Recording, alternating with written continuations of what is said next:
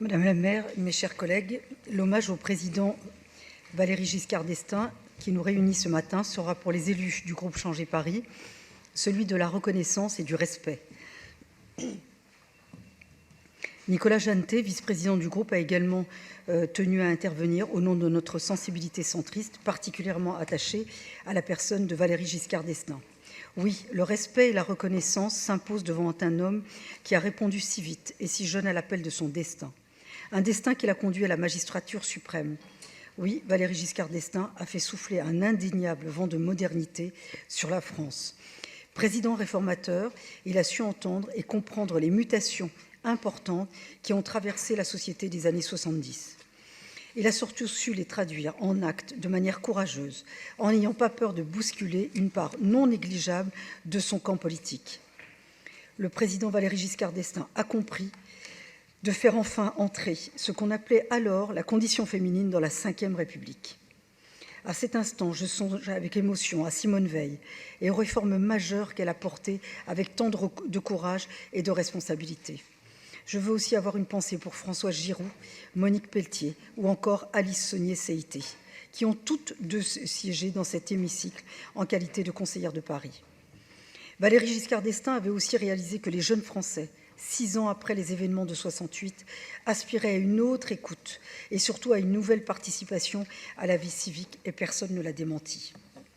Il fut également l'homme de l'Europe qui constituait, selon lui, le meilleur antidote contre le déclin. Que l'on y adhère ou non, force est de constater que ce fut aussi un des plus nobles combats de sa vie. Avec toujours des résultats concrets, l'élaboration du système monétaire européen, la Convention sur l'avenir de l'Europe et surtout l'élection au suffrage universel du Parlement européen. Cette volonté de redonner la parole aux électeurs s'est aussi traduite à Paris. Le président Giscard d'Estaing avait en effet saisi l'aspiration des Parisiens à disposer d'un maire élu par eux. Lui qui considérait justement le maire comme le personnage central et vivifiant de la politique française. Paris lui doit également la protection de son patrimoine. Valéry Giscard d'Estaing partageait avec le général de Gaulle la conviction que la culture était le vecteur de la grandeur de la France et de l'épanouissement des Français. Lui qui aimait tant échanger avec André Malraux, il aimait citer l'auteur des écrits sur l'art. La culture, c'est la volonté d'hériter et d'accroître ce qui fut la noblesse du monde. Tout est dit.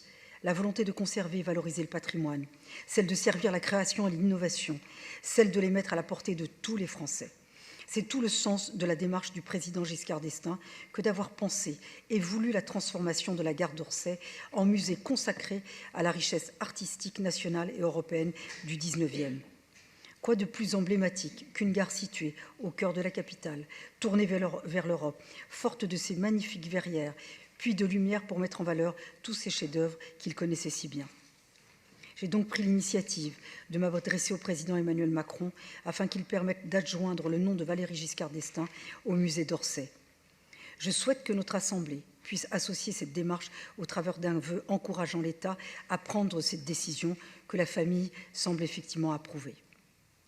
Il s'agit désormais de reconnaître l'œuvre accomplie au service de la France et de ses compatriotes. Je veux dire qu'aujourd'hui, mon admiration pour l'homme, qu'il était avec une mécanique intellectuelle de précision. Admiration devant ce jeune ministre des Finances qui parvenait à présenter le budget de la nation devant l'Assemblée nationale sans consulter une seule note et en citant près de 300 chiffres d'une manière très rigoureuse, et il était toujours très rigoureux dans toutes ses interventions.